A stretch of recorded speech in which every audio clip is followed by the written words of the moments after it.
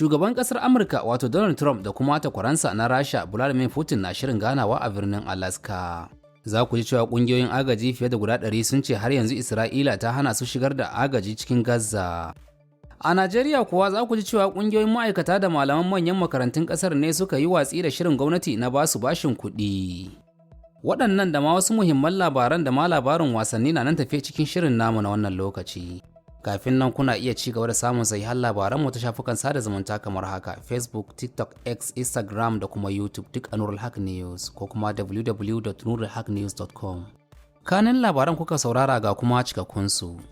Shugaban Amurka Donald Trump da kuma takwaransa na Rasha wato Vladimir Putin sun isa ƙasar Turkiya a yau Juma'a inda za su gana a birnin Alaska. Za su tattauna muhimman abubuwa da suke son cimmawa yayin da suke shirin tattaunawa don kawo ƙarshen yakin Rasha da kuma Ukraine. Putin ya sha maimaita aniyarsa ta mamaye dukkanin Ukraine, yayin da Trump bai ɓoye aniyarsa ta zama jakadan wanzar da zaman lafiya a faɗin duniya ba. Sai dai kuma mutanen biyu ka iya samun wasu damarmakin na daban, kamar gyarawa Putin diflomasiya da sauran ƙasashen duniya. Kintacen abubuwan da Trump ke son cimmawa yayin tattaunawar ya fi wahala, duba da maganganu masu cin karo da juna dangane da Putin da ya yi a baya-bayan nan. Kun ji cewa ƙungiyoyin agaji fiye da 100 sun ce har yanzu Isra'ila na ci gaba da hana su shigar da agaji cikin Gaza.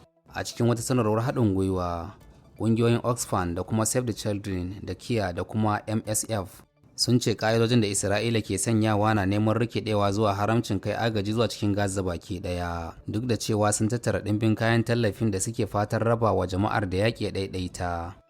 Ƙungiyoyin agajin da dama sun ce tun daga watan Maris da Isra'ila ta fara ɗaukar matakin hana shigar da kayan abinci zuwa Gaza, kawo yanzu ko tirela ɗaya ba samu sun shigar zuwa cikin Gazzan ba. Idan mun dawo gida Najeriya za ku ji cewa ƙungiyoyin ma'aikatan manyan makarantun Najeriya na ci gaba da yin watsin shirin gwamnatin tarayya na ƙasar da ta bullo da shi, wanda ta ce zai inganta jin daɗin ma'aikata da haɓaka ƙwarewar aiki ga manyan ma'aikatan makarantun ƙasar. Ita dai gwamnatin tarayya ta kaddamar da wani sabon shiri ne wanda aka tsara zai bayar da bashi har na naira miliyan 10 ga ma'aikatan manyan makarantun kasar da suka hada da jami'o'i da kuma kwalejin kimiyya da fasaha da kuma kwalejin ilimi. To sai dai su kungiyoyin ma'aikatan na ganin cewa wannan hanyoyin samar da bashin ba shi ya kamata a bullo musu da shi a daidai wannan lokaci ba. Sun ce kamata ya yi gwamnati ta mayar da hankali wajen inganta albashinsu da kuma biyan su ɗimbin basussukan albashi da na allowance da suke binta. Ƙungiyar malaman jami'o'i ta Najeriya wato ASU na cikin masu wannan ra'ayi, kuma Profesa Ibrahim Tajo Suraj shugaban reshen ƙungiyar na Jami'ar Bayero ta Kano ya bayyana wa BBC cewa su ma labarin shirin bayar da bashin kuɗin kawai ji suka yi a jaridu, amma babu wanda ya tuntuɓe su kafin sanarwar gwamnatin. Daga nan kuma za mu shiga labarin wasanni, inda za ku ji ƙungiyar ƙwallon ƙafa ta Manchester United na shirin biyan fam miliyan 50. kan dan wasan tsakiya na Sporting da Denmark Morten Julman mai shekaru 26, inda har ta rasa dan wasan Brighton dan kasar Kamaru Carles Baleba mai shekaru 21. Ita ma a nata bangaren Tottenham ta ce tana da kwarin gwiwar cewa za ta kulle yarjejeniya tsakaninta da Eberechi Eze mai shekaru 27, wanda za ta gamsar da Crystal Palace mai neman fam miliyan 68 kan dan wasan tsakiya na Ingila. Su ma kungiyoyin Fulham da AC Milan na sha'awar dan wasan tsakiya na Manchester United da Denmark, Ramos Hejlo mai shekaru 22 wato Mel.